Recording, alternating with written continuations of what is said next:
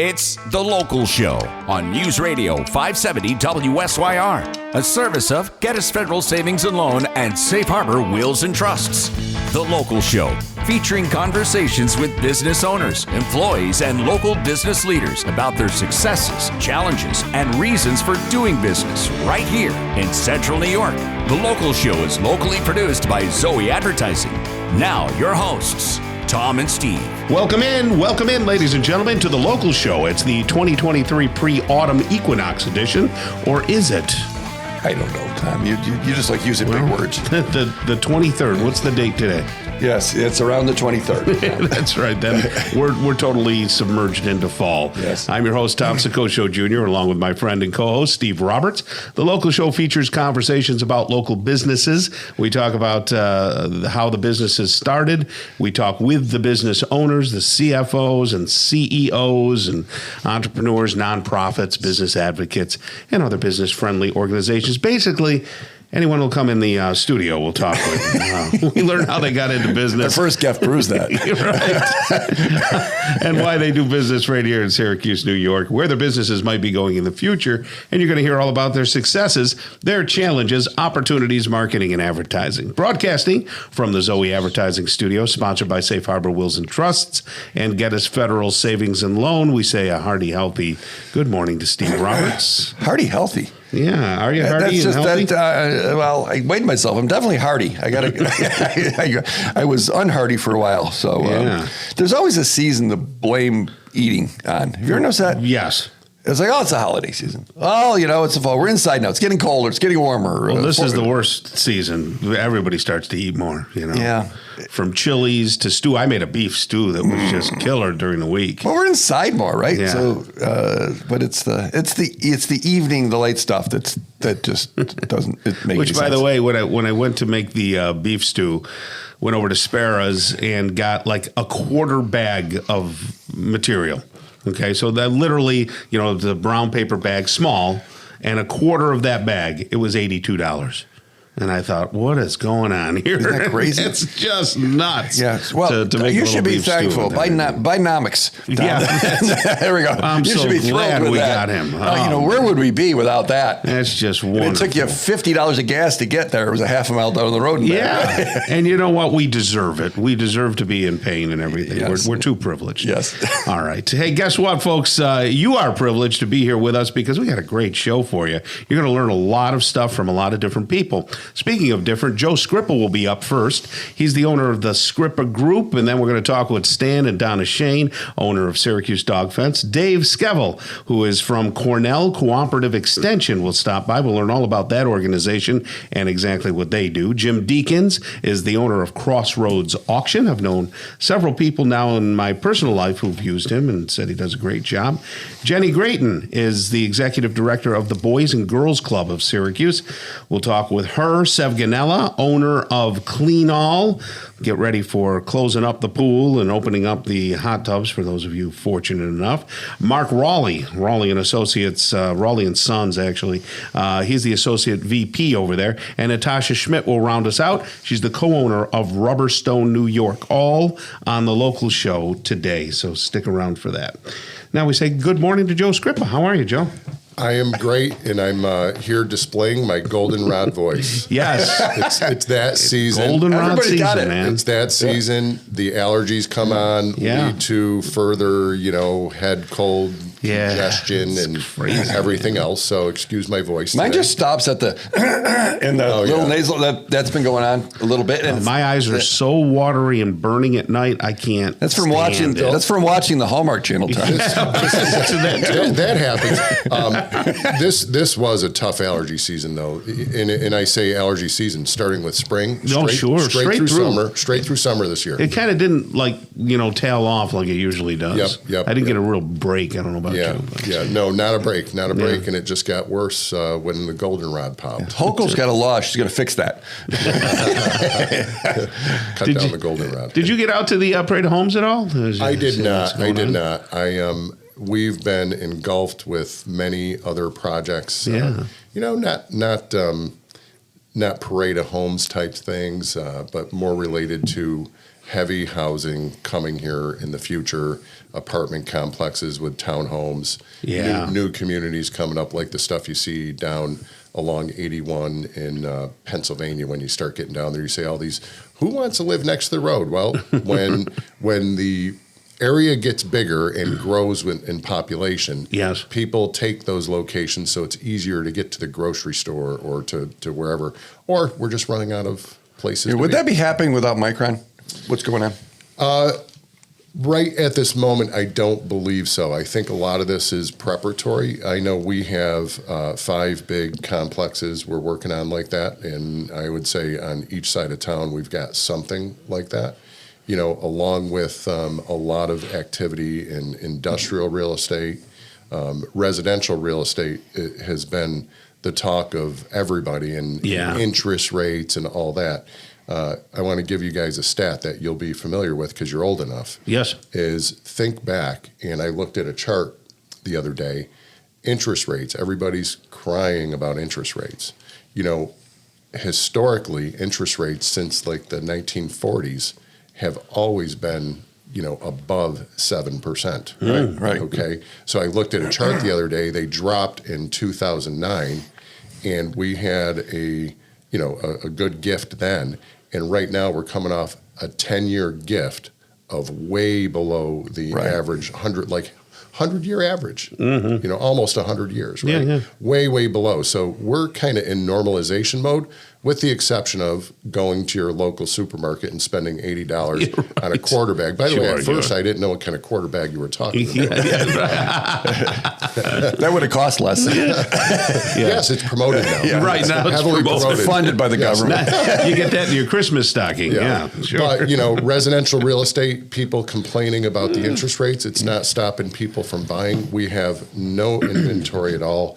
And if anybody out there is thinking of selling a home, yes, now is the time, and get it on the market, because I don't think you'll ever get more, because when all these new homes, these new projects we have coming, it's going to taper off the pricing. So if you got a home to sell, let's get What about commercial stuff? What about somebody that's got, I mean, is farmland, or can it be used for anything else, or is it, farmland is mostly farmland. It can be housing developments. You know, we're getting some new land opportunities. You know, we have a project, actually all the projects that we have on the housing developments would have been kind of farmland, but they were a little bit more metro, you know, like in Cicero or Clay or Fayetteville, right? You know, so the areas they're close enough to home, you know, to population. They have sewers. You know, it's not. So someone should, if maybe it was grandpa's, or maybe it's theirs, or maybe they should still have a conversation. Absolutely, yeah, we absolutely should have that discussion, because we have a lot of call in town from developers for different types of projects, whether it be storage, new shopping centers. You know, what Ryan McMahon has been talking about is keep the shopping closer to home. Right. You know, so Tom, up in our corners up there, what do we got? We have a Circle K. That's it. Yes, you know, that's true. We should have a little bit more going on up there, where it's a little easier to get there, as opposed to going all the way down to Route 11. Yeah, they Good do that. Opportunity to build a grocery store, Joe. Yes, Great opportunity to build a grocery store. Don't even go there. A little insider baseball. Absolutely. I do recall. But yes, you know, any type of, you know, right now we're in hard economic times. People don't realize it. You just said $80 for a quarter bag. I mean, back when we were young, it was $25 for a quarter bag. Yeah, right. Just gas. Judy, my wife, she's like, it cost me $52 to put gas in the car. I know. But if anybody is in that type of situation, a situation where they need to turn their real estate into cash, we can help. Right. You know, we've got a great team, your wife included, Nikki Bronner, my son, Gordon Waltz. We got a great team. Everybody's ready to help. Yeah. Excellent. 452-1200, 452-1200. That's the scripagroup.com, scripagroup.com. Thank you so much, Joe. I hope you feel better. Thank you. Yeah. Okay, Stan and Donna Shane are going to come up next, owner of Syracuse Dog Fence. I'll tell you about my personal experience with Syracuse Dog Fence as well, and we'll get you all hooked up with that conversation on the local show on 570 WSYR. Welcome back to The Local Show, a service of Gettys Federal Savings and Loan and Safe Harbor Wills and Trusts. The Local Show, featuring conversations with business owners, employees, and local business leaders about their successes, challenges, and reasons for doing business right here in Central New York. The Local Show, locally produced by Zoey Advertising. Now, here are your hosts, Tom and Steve. We're back at it again. Welcome to Fall and The Local Show with Tom and Steve. One thing Steve knows how to do is fall. It's true. It's very good. I'd love to disagree with you, but yeah, no. Tom, if you were 6'6", you'd have a little more less grace than you probably have. Probably, yeah. You know, even at my short stature. Is Nicholas clumsy, your son? No, not really. Because he's a big kid. He is. What is he, like 6'9" now? He's probably 6 foot, I would think. Yeah, at this point, he's going to be big. I don't know if he'll continue to grow or whatever. Yeah. Good kid, though, as far as kids go. The other two, you know, one I put through college, the other I put through a wall. Very nice. Hey, tell us what your wife does to you. Tell us about Gettys Federal Savings and Loan. Are they still taking away? We just, Joe Scrippa just left. And talked about housing and things, and he made a good point. Rates are high, but compared to what? Yeah, right. My first house was 11%. Yeah, sure. Way back in the day. And so they are writing mortgages, and if you're going to go through that process, why not do it locally? Or people borrowing off their houses to finally maybe do what they wanted to do. Right, they're here. Or maybe that's not you. Maybe you're old and crusty like Stan here, and you want to put money in a CD and have it guaranteed return. That's a good deal over at GettysFederalSavingsAndLoan.com, Tom. There we go. Stan, how are you there, buddy? I'm good, Tom. How are you? Stan Shane is the owner of Syracuse Dog Fence. He's got a better half, Donna Shane, and Donna's not with us today, but that's okay. Look at what time it is. Yes, yep. Nope. So it is. Take back the old and crusty, Tom. Yeah. That was inappropriate. Oh, okay. All right. Well, he looks old and crusty to me. Okay. People are going to see it on the video anyway. There we go. So, Stan, how long have you and Donna been involved with this Syracuse Dog Fence? We started in 2000. Okay. Well, it's been a while, yeah. Yeah, it'll be 24 years this year. Goodness gracious. And explain to everybody what exactly it is. Can you give us your elevator speech? Well, everybody has heard of the term Invisible Fence. Yes. Whether they know Invisible Fence is a company, a brand, or not, they've heard of Invisible Fence before, so everything that contains a dog with electronics and static correction is called Invisible Fence. Like hand me a Kleenex. Exactly. Same idea, yeah, right? Sure, yeah. Exactly. Makes sense. But so you're not them. We're not them. We're not them. I sell the Pet Stop brand. Okay. Well, I have your system, and you guys came in, installed it, and did a little training with us and everything. And I have to tell you, we are so psyched that we finally got on the fence, so to speak. We got off the fence, on the fence. Yeah. Is it still working? Well, yeah. So we have the two dogs. Two dogs. For those of you keeping up with things, we have a beagle, and he's old, okay, and crusty. He really is old and crusty. Right. And then Layla, who is about 4 years old, and she is a cross between a something dog and a German Shepherd. Okay, so you got totally different breeds. And Layla could literally jump, over a 4-foot fence. She's that springy. Okay. Now, Stan and Donna told me that they have these rechargeable collars, and the collars last for a very long time. I mean, we might have to recharge those things maybe once a week. Okay. That's usually about it. Yeah. Nice thing about charging once a week, it charges in a diagnostic charger. And so at the end of charging, you either know if it's a good collar or a bad collar. Yeah. Color light that you get. And it's been perfect. They roll around. So what was the training like? Okay, they hook it up, and then who let the dogs out? You? I mean, did you? Immediately, they adapted to the fence. They knew their boundaries. Okay, and immediately they knew that. How'd they know that? They would go up to it, and then they would put their head down, and they would turn around when they heard the sound. Okay, and got the static correction. It was no big deal. And then we had one mishap with both of them. them when they saw a dog come by, and it was early in the training, and they went right through, and then we had to bring them back through. But since that time, that one time, which was a couple months ago, they have been perfect. I can let them out. Even I forgot the collars a couple times. And they just went out and walked the perimeter, not a problem. And we've got squirrels and rabbits and everything, and people mowing their lawns, and they do not leave that yard. So we are so stoked that when the snow flies, we don't have to deal with any leashes or any. What's the training process? Like what was the process that happened between when you guys showed up and now? We set the whole. Jamie, our installer, set the whole system up, and then he adjusted the collars down to the lowest level. Mm-hmm. Yard was flagged around the boundary. Right. And he took the dogs and he introduced them to the boundary where, as they got into the zone, the collar went off and it gave them an audible warning. Yep. From there, it gave them a static correction, and it was on very, very low levels, more like a flea biting the dog than anything. Sure. But we taught them to back up as soon as they got that static correction.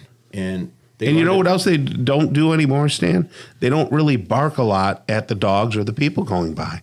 So how did that happen? Is that just a windfall? Well, I don't know. That was just kind of an extra thing. And you see, these collars, folks, are controlled by an app on your phone.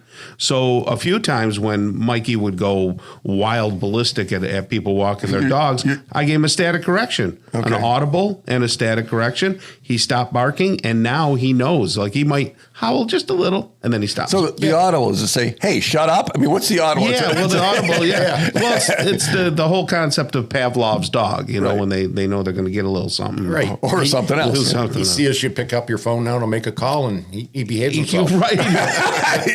He really does. He's not joking. And also we use that term collar on, when they get near the perimeter during the training. And a lot of times when I'll have the screen door open and I'll just yell out in the backyard if they get a little, barking and going toward the perimeter, and I'll say, hey, collar on, guys. And they stop.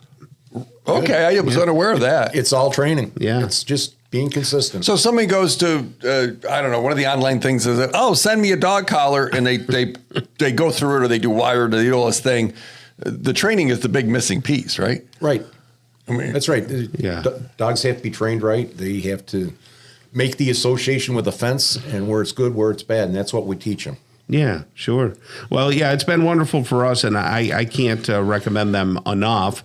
And as far as now we still have our whole property, the beauty of our property. I can see the neighbors. I can see the backyard. That's the part I like. When we had our house, which we scaled down 3 years ago, that was it. And Zoey, that's how we met Stan. Right. And we had talked to some of the other companies that do these kinds of things, and we like Stan better. I mean, the price good, the training, and it didn't feel like you were getting sold. Yeah, yeah. And it worked out great. And Zoey, she would chase a squirrel right up the yard to the line and go, I'm not going to go. That's exactly what they do. It was just she would just turn around, or the rabbits, which make And I'll tell you what, we got rabbits. Like there were literally the other day, there were 2 rabbits, big ones, sitting right by the shed. Layla came sprinting out. She got like about 5 feet away from him, and she stopped and sat down and looked. Isn't that wild? Yeah. And she'll bark a little bit and fool around, but then she just turns around and come back. So wow. I'm very, very pleased with that whole thing. Wow. 415-5555, 415-5555. That's your cell number, right, Stan? That's my cell number. They call it, so he's right there. Yeah, Stan will pick up the phone. 4-1 and all those 5s. and it's still really nice weather, so Stan doesn't mind coming out and saying hello. And that's right. Do a free estimate. Another month, who knows? Yeah. I may stay home by the wood stove. Right. After 1 o'clock in the afternoon, Donna might even come out. That's right. You can't use a wood. You can't use a wood stove anymore. I forgot. Sorry, goodness. I'm bitter. Syracuse Dog Fence, right there. Thank you so much, Stan. Say hello to Donna for us. Okay? I sure will. Dave Skevel is from Cornell Cooperative Extension. I think he's going to talk way above your head, but we'll have him in anyway, Steve. Okay? Yeah, everybody does. And it's hard to get up there because you're 6'6", or whatever you are. Right here on the local show on 570 WSYR. Welcome back to The Local Show, a service of Gettys Federal Savings and Loan and Safe Harbor Wills and Trusts. The Local Show, featuring conversations with business owners, employees, and local business leaders about their successes, challenges, and reasons for doing business right here in Central New York. The Local Show, locally produced by Zoey Advertising. Now, here are your hosts, Tom and Steve. We're back into it and back at it. That means you are too. Thank you for joining Tom and Steve on The Local Show right here on 570 WSYR. You can also see us on the YouTube channel, Zoey Advertising 3809. That's YouTube behind the curtains and all sorts of... I really get a gas out of watching some of the older ones and seeing how fat and ugly I am. It's just amazing. It is amazing. And other than that, I like some of the interesting guests. It is, and it is looking behind the curtain. Yeah. I mean, we have 10 or 15,000 folks that hear us every weekend or whatever the number is these days. But when you see it, it's a little different element. Right. Yeah. It's fun. You look good. You always look happy and I am happy, Tom. You're like JoJo. I'm not faking it. JoJo the circus clown or Steve true. Roberts. Either that's way. Fine. No, that's fine. It's our pleasure right now to bring on a new guest. His name is Dave Skevel, and he's from Cornell Cooperative Extension. How are you doing, Dave? I'm doing great. And to our radio audience, don't let Tom fool you. He's a handsome man. So what's the name of your singing dog? Zoey. Okay, just checking. Oh, that's something else. Dave, thank you so much for being here. Cornell Cooperative Extension, a great organization that's been around for quite some time. Let's get your background real quick. If you can give us a 30-second synopsis, where you came from and where you are now. Sure. I'm on my fourth career, but 25 years I spent in the woods as a professional forester, owning a consulting business at the end. And basically my legs got old and tired, and I knew I needed to make a segue. And I really loved what Cornell Cooperative Extension did. I got to interface with them when I would help with workshops with landowners, and I just saw it as such a pragmatic thing that they do. I did consider actually going back and getting a doctorate, but I was really into teaching and education. And because of the way Cornell Cooperative Extension and its mission, it's just such a pragmatic thing in this world. What do they do? So in a nutshell, our land-grant university in New York State is Cornell University. And so we provide this function of assessing what Onondaga County needs and going down to Cornell and seeing what they have on the shelves in the way of research, and basically coming up with a way to translate that research to bring it down to the ground level for pragmatic needs use. For what, though? Are you talking grocery shelves, food? What are we talking about when you say needs? Sure. So 4 main program areas. Agriculture is probably our base area of topic. And that was probably when Cornell and the land-grant universities were established. It was all about agriculture in this country because... Right. Look, the late 1800s, obesity wasn't the issue. People starving to death was actually the issue. Yeah. Stop looking at us. Yeah. He looked right at me when he said obesity. I caught it. Yeah. I did see that. So this whole concept of a land-grant university, establishing universities in our states that would focus on agronomy and agriculture was a big deal to us in the late 1800s. Got really good at doing it. Created all this research, but if you can imagine yourself in Onondaga County back in 1900, if you wanted to find a better way to manage your dairy herd, well, okay, you'd get on your horse and your buckboard or whatever, and it would be a 3-day trip there and back. Yeah. So now imagine you're up in Potsdam, New York, and you're going to Cornell. Sure. So really, it was an issue of geography back in the early 1900s. And this whole idea of like, okay, why don't we actually put people that are the experts, the agents, out into the counties? And it was such a successful idea that our first ag agent for extension was in Broome County, New York in like 1904. It was such a positive experience. Every county in the U.S. within 4 years had an ag extension agent. So literally, and our name is the word extension. It literally means taking that research and extending it down to the ground level. Okay, that now makes sense because I've heard of it forever. I know our friends in New York State Maple are involved, and I've been to the Arnott Maple Farm down there and different things. But you're an extension that helps, in this context, agricultural folks connect the dots and do what they do better. Is that fair? That is absolutely spot on. And so now we got to blow that out to our other topics. So natural resources, the environment, health and nutrition, and then, of course, 4-H youth development, one of my very favorite things. Oh, yeah. That's one of our things, too. So I like to tell people, don't think of us as just the ag people or the farm people. Think of us as a function. And whatever you can kind of imagine needs help with, we can just about cover everything, every topic. What was your involvement with the New York State Fair this year? So something new at the New York State Fair, we got approached by New York State Ag and Market to help establish what was called the Voice of the Farmer Garden. And it's basically another way to have this conversation with people about agriculture, because every ensuing generation moves further and further from the farm. Yeah. And just to give you an idea, Onondaga County, we're number 10 in agriculture in the entire state. In a county with about 480,000 people in it, 0.1% of our county population actually farms. Yet they feed 250,000 people every year, which is incredible. Yeah. So, Voice of the Farmer Garden, we need a way to have those conversations with people to kind of bring them back to the farm, to remember what their grandparents did and develop an appreciation for what modern agriculture looks like. So when they're deciding on electing certain people and those regulations, those laws that are going to impact our ability to produce food, to be better educated and make better decisions. Yeah, we've been interviewing the Onondaga Farm Fest, folks We did that too. We've been doing, we've interviewed, half a dozen farmers here in the last 2 or 3 months? Yeah. And it's interesting that it is here and it is local and you get an education on it. Yeah. So I was a guy on the back of the wagon down in Navarino Orchards for 5 hours talking to people, because the owner, this is his time of the year to make money, and Mitty Cigarino, great guy. Wonderful place over there. Beautiful. Developed a great business, and so we lent him a hand and kind of helping talk to the public about things. Yeah, that's great. Does New York State make it difficult for people to farm here, agriculture? I would say from a regulatory standpoint, yes, that is when we sit down and talk to the farmers about their modern challenges. Labor always floats to the top, trying to help farm workers.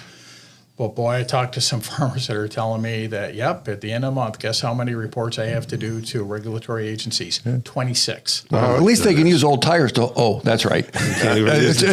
Diesel fuel to keep their orchards from freezing. No, we don't. Can't use tires. Get all these rules that maybe come from the top, but the top doesn't know what the bottom looks like. Well, listen, some of that stuff is legit. I mean, I look at our farmers; they're very conscientious about the environment. Yes. It's basically every time we get a good idea and we're trying to promote something, it's another report you have to do. And so one of the things that we work at with farmers is how to be more streamlined and come up with ways to deal with that. But how do you get paid? How do we make money from Cornell Cooperative Extension? So about 15% of our budget comes from support from Onondaga County. And I got to tell you, the county is just fabulous in supporting agriculture and food systems. Yep, they're really good at that. And their support for us has increased. We're actually at budgeting time this year, so I'm glad we're getting a little shout out. We like to see all that support continue. But the balance of it comes from competing for grants and contracts. Okay. Yeah. Okay. Was there anything else burning in your soul that you'd like to talk about before we close up? Well, I'll give a shout out for maple, because you guys started on maple. And I'll tell you, so for my years of being a forester, the very best sugar maple, hard maple that grows on the planet Earth grows in Onondaga County. That's wonderful. Where Central New York is kind of the wood basket of the world. We grow the finest hardwoods. We have a great native forest system that we work with. Everybody asks, do you plant trees? The answer is no, we don't. We depend on natural regeneration. So shout out to maple, one of my favorite trees. And Helen Thomas, executive director. You probably met Helen. They are great folks. We've been connected with them probably going on 10 years, long time. Sure. And it's just amazing. We've met so many farmers and maple producers, and they're amazing folks. So thank you for joining us today. Man, 9 minutes did go by. You weren't kidding. That's Dave Skevel right there from Cornell Cooperative Extension. And since it's budgeting time, we'll have you back anytime. Get some budget and bring it with you. Yeah, we can let you talk as much as you want. Yeah, absolutely. Thank you, gentlemen. Thank you so much. Jim Deakins is coming up next, owner of Crossroads Auction. Keep it right here on 570 WSYR 106.9 FM. Welcome back to The Local Show, a service of Gettys Federal Savings and Loan and Safe Harbor Wills and Trusts. The Local Show, featuring conversations with business owners, employees, and local business leaders about their successes, challenges, and reasons for doing business right here in Central New York. The Local Show, locally produced by Zoey Advertising. Now, here are your hosts, Tom and Steve. Back at it again. You've got The Local Show right here on 570 WSYR 106.9 FM. The dynamic duo of Tom and Steve. Steve, did you go back up to the Salmon River? They let you back? Maybe. I'm going to try to get up there this week. So next week, my wife's going away with her friend. They're going to take a little trip. So she's doing that because she's married to you. Absolutely. Okay. So bachelorhood creates opportunities. It does. Let's be honest. Okay. So don't call me. There will be a serious quantity of fishing next weekend. Very good. Without restrictions and without check-ins, I still want you to tell me where you're going. I don't want to fish your body out of anything. No, so Judy always says, says, we're going to just find you by a stream somewhere. Right. That's what she says. But I'm gonna wander north, and if the salmon aren't cooperating, I might chase some walleyes. Okay. That would be nice. Yeah, I'd like to try and do some walleye with you and get those. We'll go someplace semi-clean. We gotta get Matt back here, the awakening angler. Yeah, the awakening angler. I'm on his. Do you know Matt? I'm on his page. He's a trip. He is. He just got a new boat and blah blah blah. That's nice. Well, right now it's our pleasure to talk with Jim Deakins. He's the owner of Crossroads Auction. How are you, Jim? I'm doing fantastic. How about you guys? Good. And you're also an avid fisherman. Oh, I got a burning question. When he says that, they're usually stupid. Go ahead. Well, no, this isn't stupid. Okay. We've been talking a lot about salmon fishing because I've been playing at that venue there that called the Tailwater. Yeah. So I go up there. We've been a lot of wedding receptions up there this season. So what's the difference between the salmon and the steelhead? I mean, other than they're a different fish. Well, they're a whole different fish. Yeah, they're a whole different fish. So your salmon obviously come out of Ontario to go up into the tributaries to spawn and then pass away, die, whatever. Right. Your steelhead don't do that. Actually, your steelhead are following the salmon to eat the eggs. Oh, okay. They're coming up because they're feeding on all the salmon eggs and everything that's coming up in there. And steelhead go a lot later in the season. You can go December and catch. Oh, no kidding! All right. Yeah. So people aren't steelhead fishing just yet. They might, but really, that's a later when the steelhead are coming in to chase the salmon. Yeah, because they're just as big. You can get 4-footers, right? Well, they're not as heavy. They're not as heavy as a. But a steelhead, Tom, is a rainbow trout. Sure. Yes. That goes to the lake and comes back. So the same rainbow trout that I catch in 9 Mile, that's a big one, is 15, 16 inches. You go feed Lake Ontario food, it just gets bigger. Is that fair? It gets bigger. Yeah, so it's a bigger and it's fish. not going up in the river to die. To die, it's just going up. It's feeding. Gotcha. It's feeding all the way up. And you use the same rig, those noodle rods and things? Use a big rod, different kind of bait because they're actually biting. They're actually feeding. Right. Gotcha. Yeah, the salmon, it's more like flossing. The thing is, it's in the mouth. They're just kind of going through. They'll hit because they're aggravated at life, but they're not feeding, but the steelhead are actually feeding. An unrelated question. You have a business, don't you? I do have a business. We do. Tell us about talking about fishing just as well. Sure. So tell us about your business. Oh, great things are happening at Crossroads. We, as you know, my son's coming on. He's getting ready to take over the business, and so there's a whole new way of thinking happening. We've changed over more to equipment, play toys, ATVs, four-wheelers, snowmobiles, tractors. We're focusing more on that, doing live sales with that. We've been doing that all summer. It's worked out phenomenal for the sellers and the buyers both. When you talk about equipment, you mean construction equipment? Yeah, compact tractors, discs, drags, more homeowner neighbor-friendly stuff, I guess, something that the average Joe would have. Sure. You bought a compact tractor, you want to upgrade it, you bring yours to us, we sell it for you. It seems to be more popular. People are getting a little nervous with Marketplace, Craigslist, people coming to your house. Yeah, that's for sure. You know, dealing with financing. That's why they pick Crossroads. We can be the front man to sell your product. We can get the financing done. We can sell it to the highest bidder instead of the lowest bidder that usually walks up your driveway. Right? Right. You Yeah, put something on Marketplace for whatever, 10 grand. A guy walks up your driveway and says, I'll give you 2 grand. But would you do like a onesie twosie? Like I was just talking For about a sure. speaker system. Yeah. Would you do my speaker system? We would, because it's all based on value. You know, auctions are created to make a competitive bidding, right? So if you have something that's desirable and a lot of people want it and it has a high value, that's what auctions are meant for. They're not meant to get rid of your junk. They're meant to take an item that's very desirable and create a feeding frenzy and sell it to the highest bidder. Why? Elvis Presley's collection, where'd it go? To an auction, right? Beatles, when they want to sell the collections, it goes to an auction because it's a high desirable item and they want to seek out the highest bidder out there for that item. So we're looking for items of value, desirability, things that, you know, you and Tom would fight over to get, right? Yeah, right. I don't know that we'd fight over anything unless you took my fishing pole. Yeah, well, I always say there's no friends at an auction when a good item comes up, right? Yeah, that's we all bid against everybody. So That's crazy. Well, so that's what we've been doing, and it's worked really well. A lot of, like I said, a lot of people are kind of leaning away from Marketplace.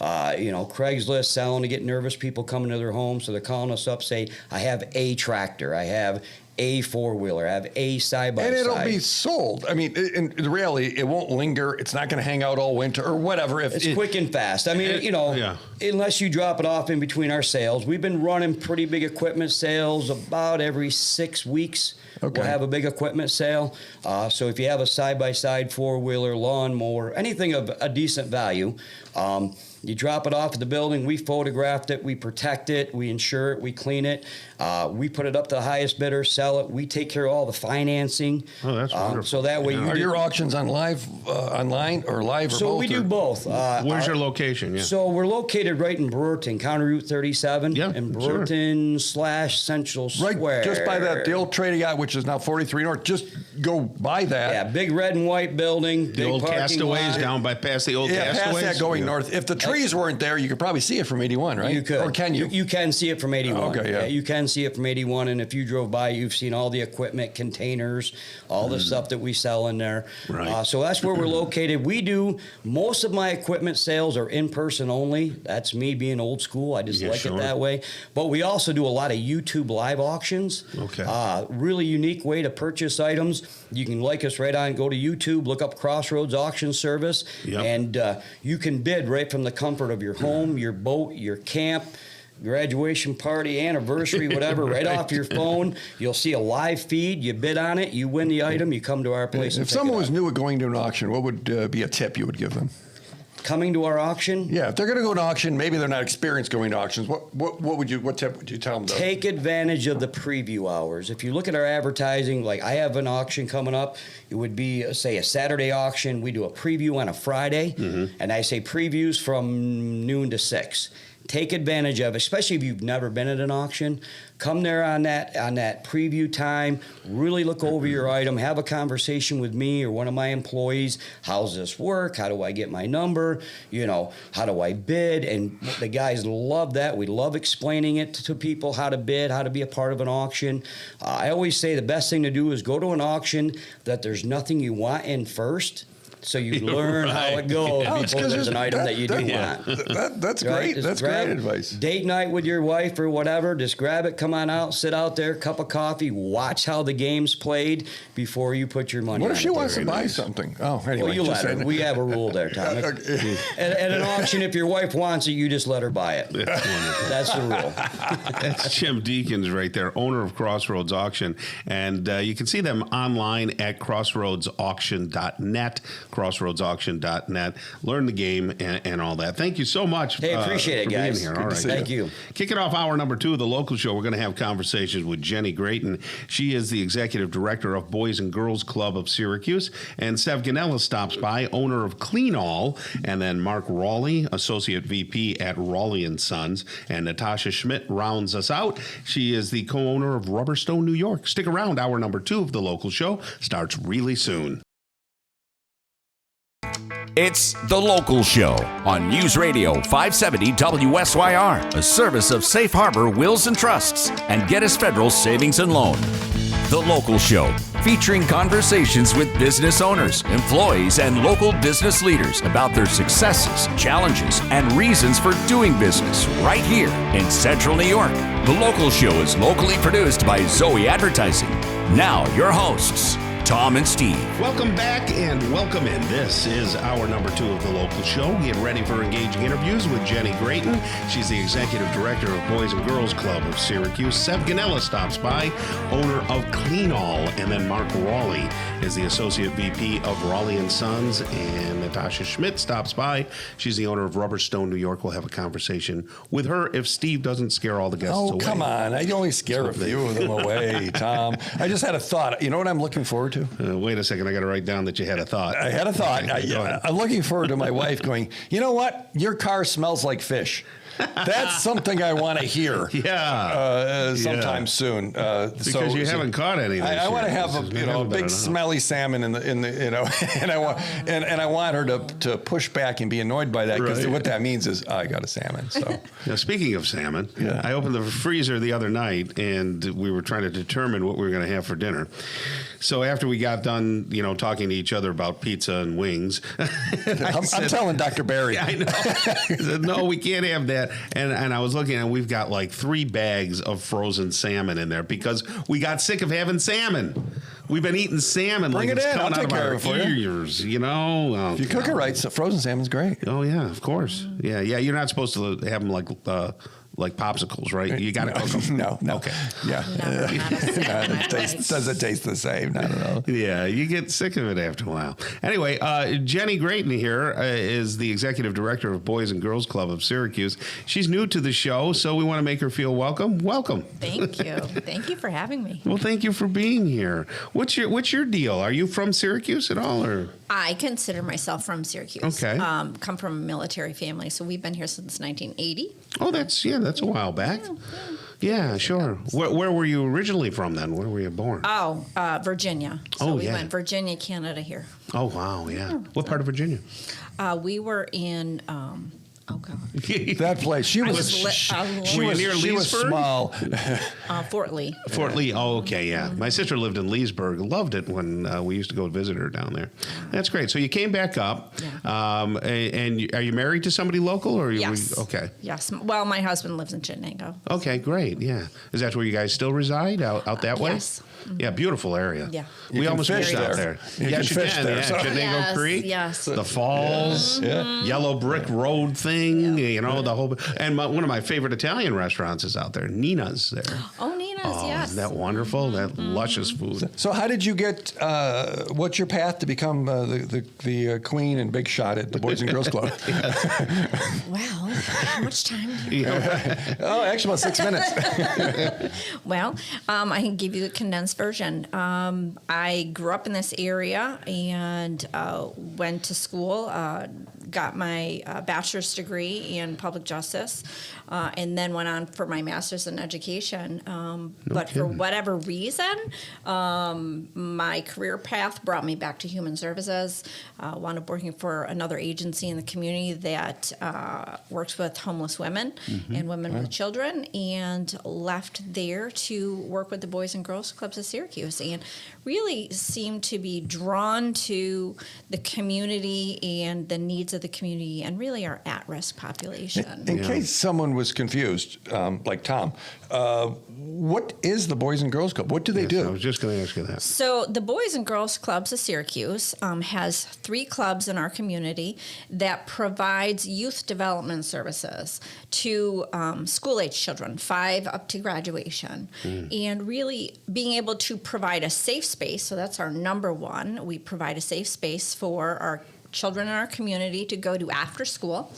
And while they're there, then we're able to work with them on academic support, character and leadership development, and healthy lifestyles. Do they have to pay for that? Our program right now is completely free. Oh, my goodness. That's wonderful. Well, how is it funded? Well, we have multiple funding streams. So we have grant funding that is at the city, county, and state level. And we also rely heavily on individual and corporate donations. Yeah. Cool. nice. So why do you do what you do? Why? Somebody has to. Or not. Really. She has a big heart. Or not. There are lots of things people should do that they don't step into. So you put your heart and soul in there. So why? Why? Because I want to make a difference. I want to make a difference with our children because they're our future. Yeah. Where are the buildings for the Boys and Girls Club? So our 3 clubs, we have our East Fayette Street Club, which is over on East Fayette. Coincidentally. Yeah. And then we have our Shawner Street Club, which Is on Shawner Street. shockingly is yes. on Shawner Street. And then actually, now I'm going to throw you for a loop. Our 3rd club is called Central Village Club, but it's actually over on the south side on Van Buren Street. So we can't make it completely. Yeah, I can't picture where the facilities are. They got to be fairly large to house everybody. Our come in, largest club is the East Fayette. So it's 2100. It's on the corner of Crowley and East Fayette. What's near it that I can picture? It's a couple blocks up from Erie Boulevard. It's kind of hidden. Yeah, it must be. Yeah, it's you would have to, where Westcott is. Yes, if you were to go sure. Westcott, but kind of between Westcott and the Boulevard. Right. Yeah, so it's you're sort of hidden near back the there. university, right? Not too far away. Not too far. Yeah. But it's convenient for the kids. Yes. I mean, that's really what it's about, right? Really, yes, it's serving the children in that neighborhood. Okay, so what kind of programs, or do you have volunteers, or how is these things? How does it work? So the programs that we have, like I said, there's academic support. So we have Power Hour. The kids come into the program, and we have staff and volunteers that help them with their homework. From anywhere from kindergarten, I don't know if you have kindergartners as well. Yeah, kindergartners to graduation. Okay. So depending on. If Tom volunteers Yes. to help children with math, just say no. Okay? just say no. I wouldn't help them with that. Yeah. I wouldn't either. Just but walk don't tell away. anybody that. So it's like a tutor, right? Is that a fair way to so put you it? have that. That's Absolutely. one of the services. Tutoring and mentoring. Yeah. So some other programs that we have, Triple Play, which is really a focus on body, mind, and soul. Very nice. So really, it is physical activity and Nutrition, also anything nutrition in there? nutrition Yeah. and healthy relationships. Yeah. So it's kind of body, mind, So and soul. things at the Boys and Girls Club are rocking between 2 and 6. I mean, is that like the window? 2 and when kids get out of school, because of the ages, we serve 5 to 12-year-olds until 6, and then the teens until later in the evening, usually about 8 o'clock. Now, let me ask you a very pointed question. Since you're serving underserved, Yes. right, which would be accurate, how about security? How do you take care of security? That's gotta be a challenge, right? All 3, yes, absolutely. It is. So safety is our number 1 priority across the board. And right out of the gate, all facilities are locked. And we have a person that works the door, so they have to be able to unlock the door and let people in. And we have very regimented safety procedures to follow when it comes to. Do you have safety officers there, or No, we don't. That is one thing that we don't have. But you haven't found the need for it either, which is a good thing. At this point, There go. And briefly, what kind of volunteers would you be looking for? Well, we always need support when it comes to running our programs. There are those types of volunteers, so mentors and tutors. We also need volunteers when it comes to our facilities, needing help with yard work and okay. Yeah. So if someone has a heart for children and maybe folks that maybe need a little bit of help, this is an audience that you could help with. Absolutely. So BGC Syracuse, did I get that right? .org? Yes. Okay, so Boys and Girls Club in Syracuse, and they can connect there and find out information. Yep. And maybe even talk to you because you're a big shot. Well, tell the rest of my staff that. Yeah, we hope to have you back again. We want to help in any way we can. Thank you, Jenny. Thank you. Jenny Grayton right there, Executive Director of Boys and Girls Club of Syracuse. Sev Ganella is coming up next, owner of Clean All, right here on the local show on 570 WSYR. Welcome back to The Local Show, a service of Safe Harbor Wills and Trusts and Geddes Federal Savings and Loan. The Local Show, featuring conversations with business owners, employees, and local business leaders about their successes, challenges, and reasons for doing business right here in Central New York. The Local Show, locally produced by Zoey Advertising. Now, here are your hosts, Tom and Steve. Welcome back, and thank you for joining us on The Local Show. Tom and Steve, the last bastion of great talk radio right here. Got to put that into every show, don't you, somewhere. It's kind of a thing now. The last. Hey, Tom. Yes. I have a question. Yes, go ahead. Did you close your pool yet? Did not close my pool because I don't have one. Oh, that's right. You know, and I'm too busy to use it anyway. Have you ever wanted a pool? I always have wanted a pool. Oh. And who knows? Maybe someday we'll still get one. But I've just been busy with gigs. You know what? Speaking of gigs, thank you for bringing that up. You know my friends over at Clinton's Ditch, the Pepsi place? I do know my friends. Your friends are friends. I played a party for Nicole McQuaid. I talked to Nicole about it, by the way. Go ahead. I want to hear what you say because I have details. Well, the place was really nice, and everybody was so very kind. And I had a great time with those people. They were just down to earth. I feel a big butt coming. No butts. Okay, I was waiting for the big butt. I was just really, and I was using my new sound system there, the one that has the same power. But the one you haven't paid for yet? Yes. Okay. It's a quarter, just checking. A quarter of the weight of the other one, and I was just so stoked to be able to use that. But oh boy, this place, John and Sons over there on off Collimer Road, really great place, a hidden gem. They do parties in the back, but they're a convenience store out front. Macedonian family, and I like it already. Food was outrageously wonderful. Yeah. So I talked to Nicole at Clinton's Ditch, the Pepsi place. By the way, side note, I plan if it's time for the kids to move out of the house and get a real job, general help. It's $24 an hour plus differential, third shift. Great job. They're hiring. Clinton's Ditch. Go to the PepsiPlace.com. But aside from that, she said, your friend Tom. Hang on, wait. Why would she assume we're friends? I don't know. Did a great job. Oh, that's nice. I talked to her earlier this week. He said he did a great job at the party. She didn't tell me to tell you, or if she did, I ignored it. But she was. They were really happy and able to do it. And, it was relatively simple. I was just background music. I wasn't the center of attention. Not like you are now. No, not like you. Hey, look, there's a guest here. Yes. Speaking of centers of attention, Sev Ganella is with us, owner of Clean All. How are you there, Sev? I'm great. How are you guys? Excellent, buddy. Excellent. So, good. Sev, tell people what Clean All is all about. People have heard different things. By the way, folks, if you want to go to cleanallcny.com, you can, and then that way you can follow along with the conversation here. So go ahead, tell us what it's about. So Clean All is a swimming pool service and retail store and chemical manufacturing operation in Syracuse at 838 Erie Boulevard West, near the corner of Geddes. We have a retail store there. We do everything there is to do with pools except build pools. So, Tom, I'm sorry. I can give you some direction, give you some contacts, sell you some great chlorine. Can't put your pool in. Yeah. But we do everything else. Commercial work, rebuilding, filtration systems on large levels, small levels, replaster, retile, put vinyl liners in. You name it, we do it. You're like the pool experts. Right. I just heard someone hot filled their pool in. Do you help do that if you want to fill the pool in? We're working on a pool. It's expensive to put a pool in, but we're working on a job in New Hartford where it's an apartment complex. They have 10-foot deep pool, they want to make it all 4 foot deep. Well, what they think is they don't need a lifeguard if they do that. They realize that's not true, but they still want to do it. So I got a quote into them.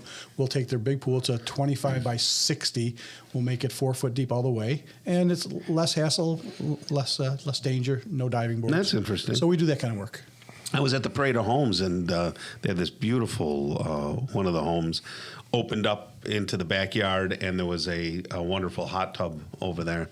And I thought, well, I know that Sev deals with hot tubs too. Absolutely. And now we're getting into hot tubbing season, right? Yep. It's sort of a pool.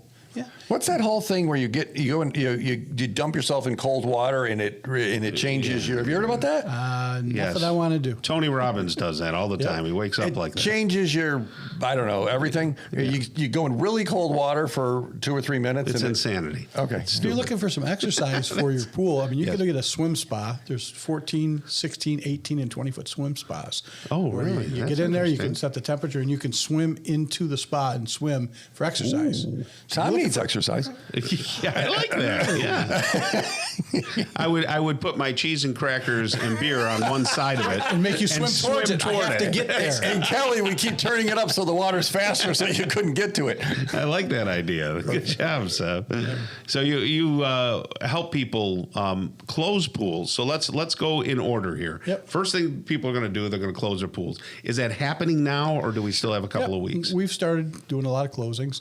What I tell people, if they have the safety covers, the ones that were the spring loaded, is put the cover on now. Yeah. And leave your system running and wait for the temperature to get cold outside. So your system's running, you're not spending a lot of time. When the temperature outside the water gets to about 47 degrees, chlorine is inactive, so you have residual for the next year. So in the fall, after the leaves have fallen, you take your leaf blower, you blow off the leaves off your cover, Yeah.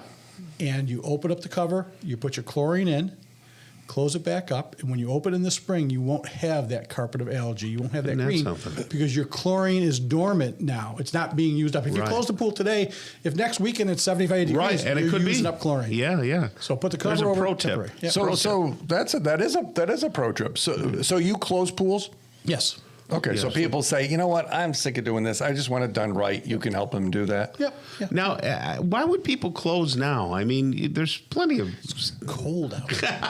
It's not that bad. Yeah, there's still some very sunny days. There is. But the water's cold. Come the on. water We gets all cold. know the state fair comes, Yeah. Labor Day shows up, and it's over. Let's be honest. I don't know. It's over. What percentage of people have heaters in their pool around here? I'm going to say 15, 20%. Oh, is that all? Yeah, not a lot. Wow, I would think. Do you have heaters for Absolutely. sale? Okay. Sell heaters, install heaters. So if you're looking to put in a pool, let's just talk to you for a second. Yes.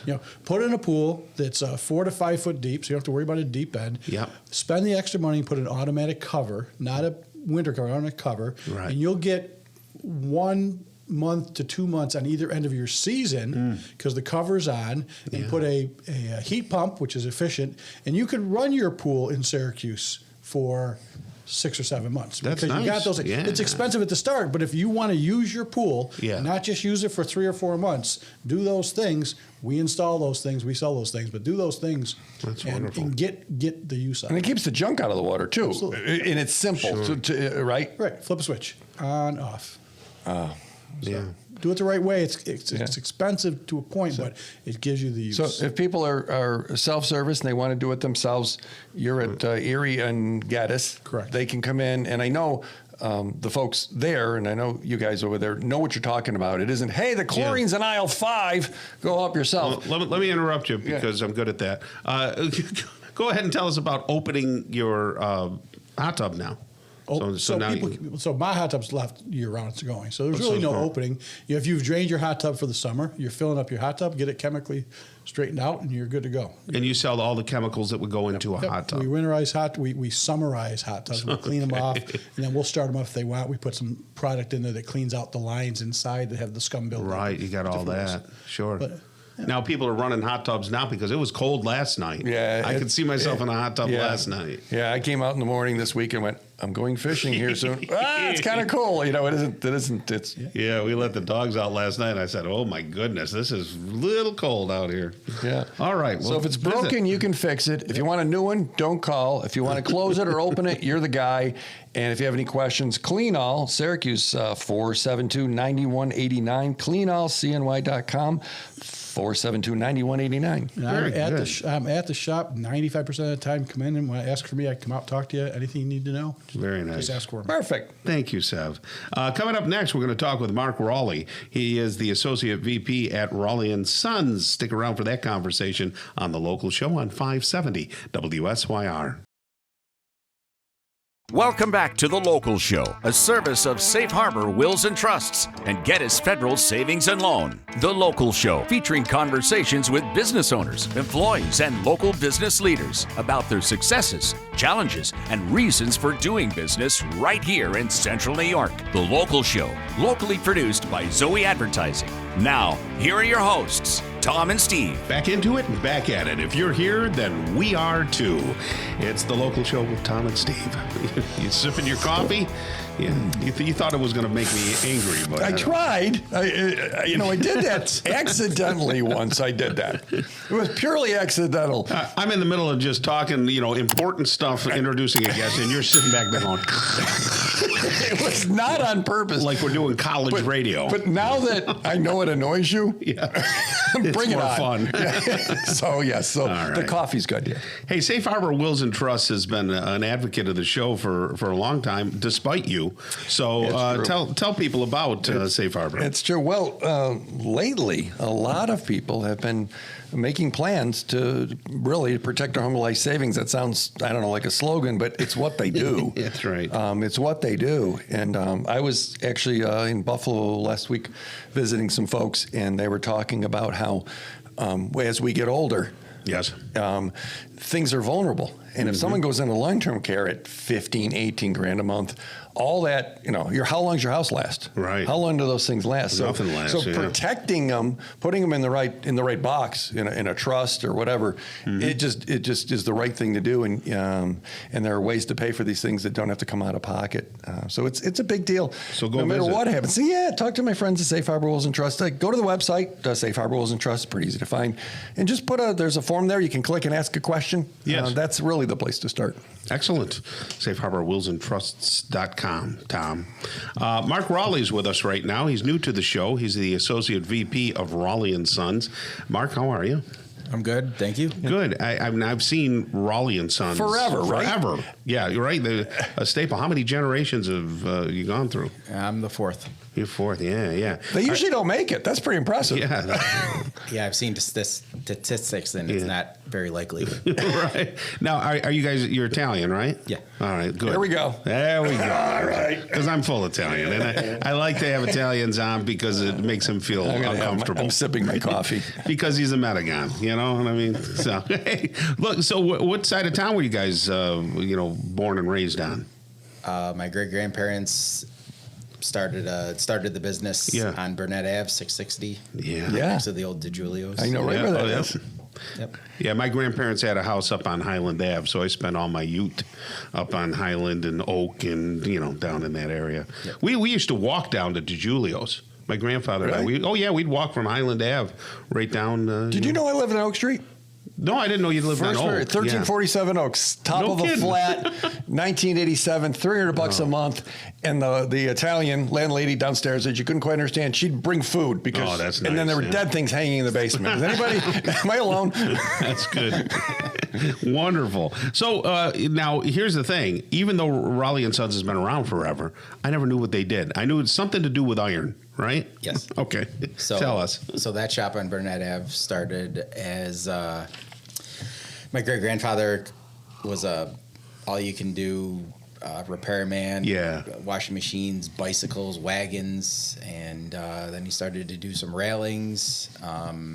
There's a picture of my great-grandmother painting railings. Oh, wow. From a long time ago on her website, I believe.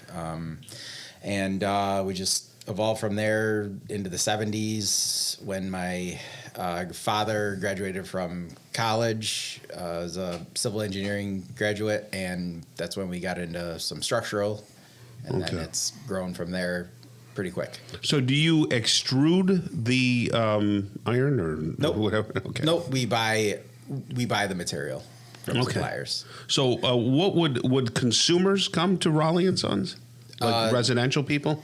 Yes, they have been, yes. What would they come for specifically? Right. Railings, gates, spiral stairs. Okay, is that still on Burnett Ave?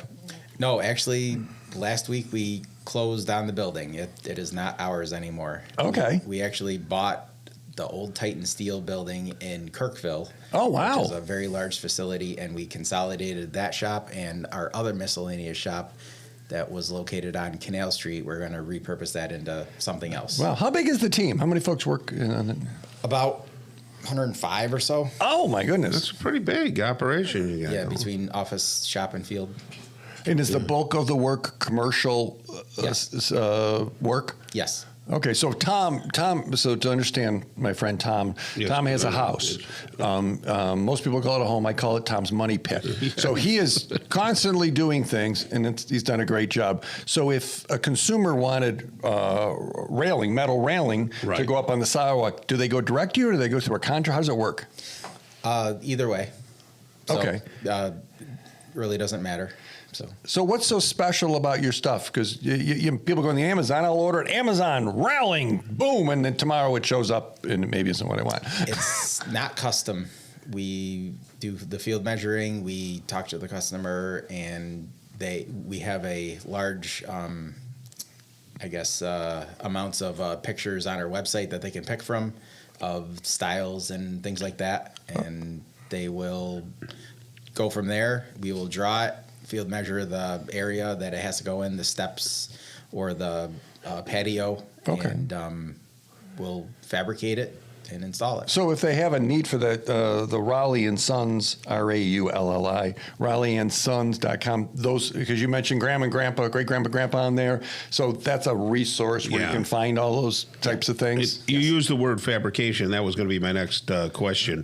What exactly do you fabricate? The railing as a complete assembly from parts and pieces of different types of steel. So we'll weld it and we'll clean it, and there won't be any rough marks or anything, and paint it, and it'll look beautiful. So your fabrication deals with just steel, right? I don't know my metals. No.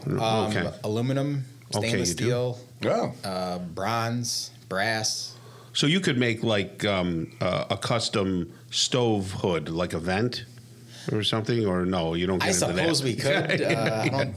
There's some weird things we have done, just not a lot. Yeah. But it's mainly the railings and things like that. And then, like, I know that the new trend in houses up staircases, instead of wooden posts, they put the metal. And you would do those kinds of things, right? Yes.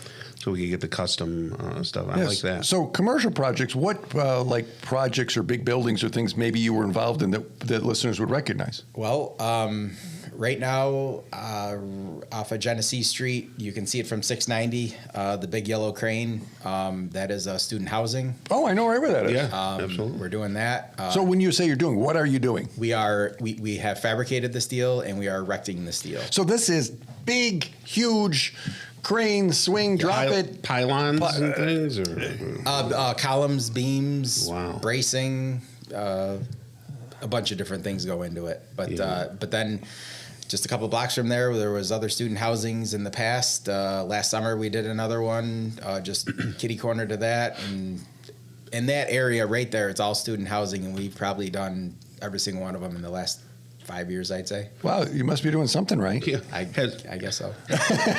You've been in the business a long time, and so has your family. Have you seen the prices skyrocket? Yes. Oh, gosh. And is that going to continue, or is... Material is slowly coming down, not as fast as it goes up, though. Really? Yeah. No, like everything Okay. And the last quick question, yes or no? New York State's an awesome place to have a business. It's difficult. Okay. That was such a strategic answer. He's a smart guy, fourth generation right there. Congratulations on being a survivor, because seriously, 99.99% of the business don't go to that. So your family must be doing something right. I hope so. Yeah. It's good to have you here, and we appreciate it. Mark Raleigh right there is the Associate VP of Raleigh and Sons here in Syracuse, RaleighAndSons.com, and it's RAULLI and Sons.com. Thank you so much, Mark, and you have a great rest of the day. Thank you, guys. Awesome.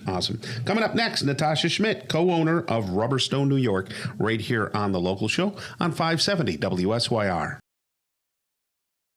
Welcome back to The Local Show, a service of Safe Harbor Wills and Trusts and Geddes Federal Savings and Loan. The Local Show, featuring conversations with business owners, employees, and local business leaders about their successes, challenges, and reasons for doing business right here in Central New York. The Local Show, locally produced by Zoey Advertising. Now, here are your hosts, Tom and Steve. Welcome back to The Local Show with Tom and Steve from Zoey Advertising. You know, a lot of people... I have a question. Oh, go ahead. Why isn't it Steve and Tom? Why does Tom always get the top bill? Because you made me talk on this incessant contraption. Wait a minute. So you put yourself first? If it's that bad, why didn't you make it Steve and Tom? It's Tom and Steve. Why? I said that you should be the host of the show. And I said then what? I could come in and just say stupid things in the background. Wait a minute. Does someone do that now? Yes. The part of stupid things is you. That is true. Going on 4 years ago, right? When we had that conversation about, hey, let's do something,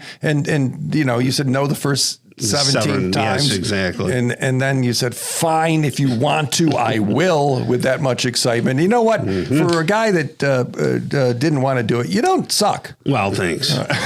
I got to be good at something, right? So, you know, now I got to pretend like I'm good at it, and because people hear me. It's amazing who hears you. Yes. You know, and then people, you know, my cohorts in the business. But the difference between you and me is I don't care. Yes, if they said, Steve, you didn't, you know, you used the wrong word. I'm like, okay, Yes. where you're used to people saying that you suck. So, you know, I get that. Where if you don't have, like, you say the person's name slightly wrong. Yeah, I get all upset. You have a heart attack, where I'm like, yeah. So Nutusha's here. Hi, Nutusha. He's fun, folks. Everybody should have a Steve in their life. Yeah. We're broadcasting from the Zoey Advertising Studios, by the way. We're sponsored by Safe Harbor Wills and Trusts and Geddes Federal Savings and Loan. Natasha Schmidt is with us. She's the co-owner of Rubberstone, New York. Hi. I was at the Parade of Homes, and, you know, I just want you to know that how we take care of our clients. And I was rolling around on your Rubberstone floor in the garage at Mark Anthony's. That explains. Why is this guy having a fit on the floor? That explains the big dent. No, not on rubber. Not on that rubber. Not even with Tom. And Come on, there must be a maximum. I was trying to make a snow angel in it, and I was like, hey, Rubberstone's the best, and they're wonderful, and they're a client of ours. Yes, it is beautiful. No, you had a nice little display out there. Yeah. The garages, doing the garages at the Parade of Homes always works really well for us. Right. Garages being the bread and butter of our residential business, with over 80% of our jobs being in garages. It's nice to send people out there and they can see it in context. We usually use like our most popular blend too. So you got that nice gray blend, and we got the stem walls done. There was a lot of black out there. Yeah, that seems to be the new thing: the blacks and golds. Yeah. So in a new build, because typically you put Rubberstone over a garage that you know kind of cracked looks and like heaving, that has issues, right? Yes, it looks like our faces do. But now. I was going to say, very ugly. I was going there, but I didn't. But there, is there a concrete floor there, or is it over some other substrate? That's a brand new concrete floor. So that's like, you should do that for free. That's easy, right? Oh, yes, if only. No. Well, it's still protecting and extending. We're just catching it at the beginning of its lifespan rather than at the end. So that's really the only difference. You know, I know that things start to fall off and go into the basements now. You know, you start to try and book for basements. Yes. But, you know, I have to encourage people, if you have a walkway that is crumbling, or heaving, and you've been looking at it all summer thinking, what can I do with this thing? Get it done before winter, because I'll tell you, what you did over at our walkway has been wonderful. I love the yours. Winter. Yeah. I mean, it's small. It's nothing huge, because we're poor. And but this guy. But in shoveling it, she's right. When the sun hits the rubber stone, it just melts right off. And, so if you have that around your house, or a patio that's, crumbling and debris everywhere, you can clean that off and put that on there, and it'll be great.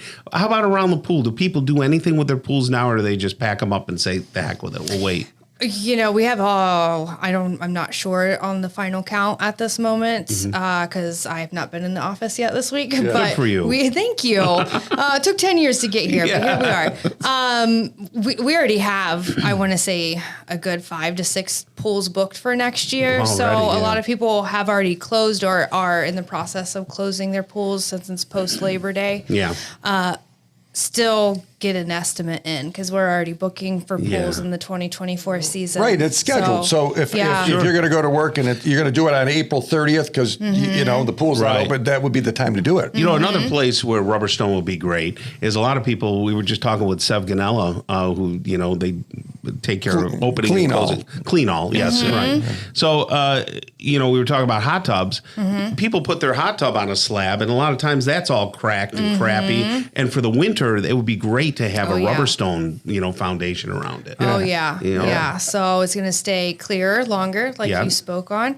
You don't have to worry about slipping on it. It's not going to ice over on you. Yeah, and if it gets a little warm outside and the sun hits it, it would be even warm on your tootsies. Yeah, I was out at the fair here a few weeks ago, and I saw that rubber. Now, how long has that stuff? That's been done a while. A long time. Like 7-8 years, maybe? I mean, the first job we did there was in 2014, I believe, the year after we started. It looks great. It's all still down. It's all. I made a point of looking at it, and I said, "Look at the stuff. It didn't. It looked great." How many feet have walked all over that? Right. Like literally millions and millions of feet. Right. Yeah. What would concrete look like if it was 10 years old? Well, depends on who put it down and what the base looked like. But things can crack, and then you have that new stuff. You came out and gave me a quote. Unfortunately, we've spent all our money, and me with my Chinese food habit. Are you talking about the yuba that rhymes with tuba? Yes, is that what you Vuba? Yeah, Vuba. Yes. Tell everybody what Vuba is. Yeah, tell us. Yeah, Vuba is a gorgeous overlay system, or it can just be in place of a hardscape. So it's kind of like a hardscape alternative. So instead of pavers or asphalt or concrete, you can pour this in place instead. It is 100% permeable, so the water does continue to migrate through it. It's a gorgeous blend of marble and granite, tumbled so that it's smooth. And then we mix it with a UV stable 2-part epoxy system. And it gives you this really gorgeous alternative hardscape for around the home that can be driven on, or it can be for a patio. It can be as an alternative to the concrete around the pool. So it really brings us into a different market having this product. A lot of people have pools put in, and then we're like, oh, sorry, you got to do concrete. Right. And then that just, takes it up into a whole other price bracket. But by having this Vuba stone alternative that is just as gorgeous as rubber, it's granite and marble, so it's very high end. Yeah, that's cool. And we carry that Sierra stone as well, but Sierra stone epoxy is prone to ambering, cracking. What's ambering? Ambering is when it turns yellow. Yeah. So I knew that. I know you did. You're such a smart guy. There were listeners that didn't know. I wanted to be sure. Make them you were asking for a friend. I was asking for a friend. Yes. So now we have a way to offer something that is natural and elegant for those people that rubber's not within their style profile, I guess. Yeah. And need something natural and elegant. That's right. All right. Well, thank you so much. We love what you do, and continue to do it. Natasha Schmidt right there. She's the co-owner of Rubberstone New York. And you have a great rest of the day, okay? Yeah, absolutely. Thanks for having me. So you can get a quote at rubberstoneNewYork.com? Please do. Okay. All right, Tom, Steve. you know what it is? It's wrap-up time. It's time to go fishing. Go fishing. Right. Get that salmon up there, and at the price of salmon, I'll take half. Okay. Thank you. On behalf of the local show, Zoey Advertising, and Tom and Steve, God bless you and your families. Take a walk today and every day with a friend or family member, because that keeps the weight down and the mind clear. Very zen. The local show is heard every Saturday morning from 11 to 1, and then again on Sunday morning from 7 to 9. Listen together with a friend. It's more fun that way. Until next week, get down to business. Keep doing business locally. Tell your friends about the local show right here on 570 WSYR 1069 FM, the iHeartRadio app, and on YouTube at Zoey Advertising 3809.